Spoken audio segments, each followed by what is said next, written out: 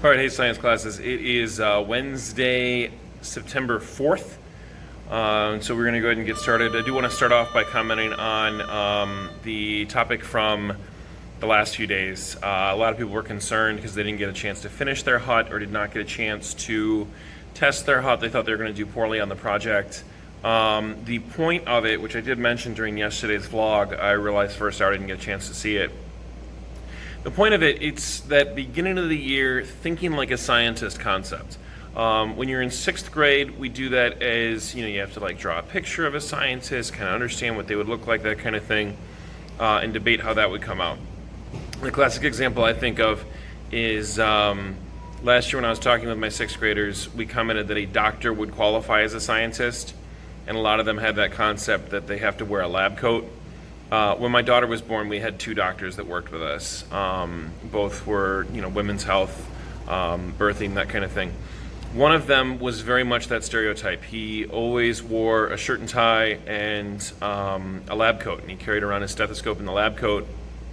Very stereotypical type of scientist, TV show type of doctor. The other doctor, both of these guys were equally professional. We had no problem with either one of them. We respected both of them. We're very glad that we had them. The other doctor would come in his shiny Nike sneakers, wearing scrubs, and carrying his laptop like I am now, just kind of carrying it out like this instead of logging into the computer in the room. He was very casual, very laid back, and just as professional as the first guy.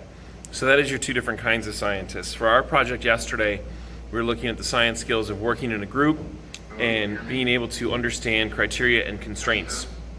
And so within that, we were just looking to make sure that we could understand the criteria and the constraints that were going on in that particular project. You had to try to fit into the constraint of time as well as the constraint of the actual materials that you had, and meet the criteria of building that hut and showing how the design would work.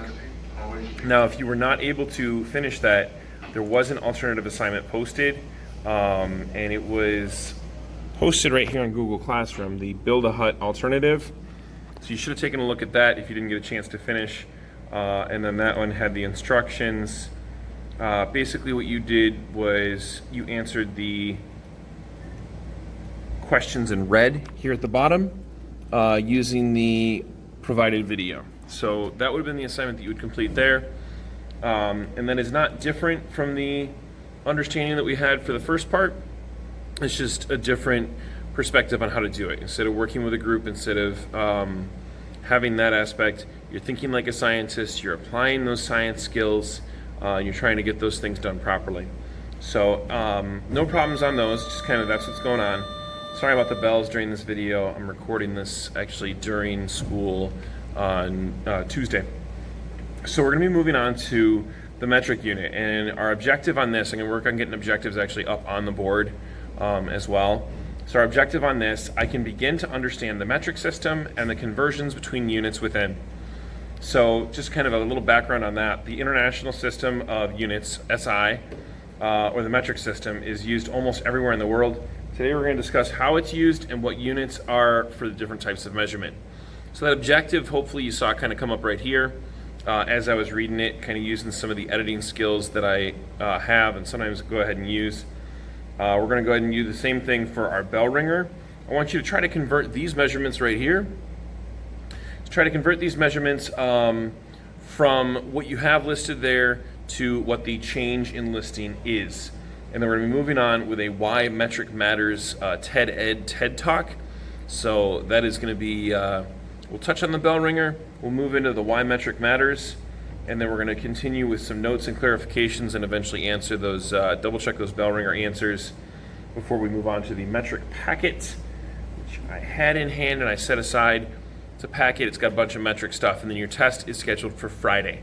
I do like to repeat those so that you can always remember that the test is Friday. So you're working on this bell ringer right here, trying to do those conversions, and happy Wednesday.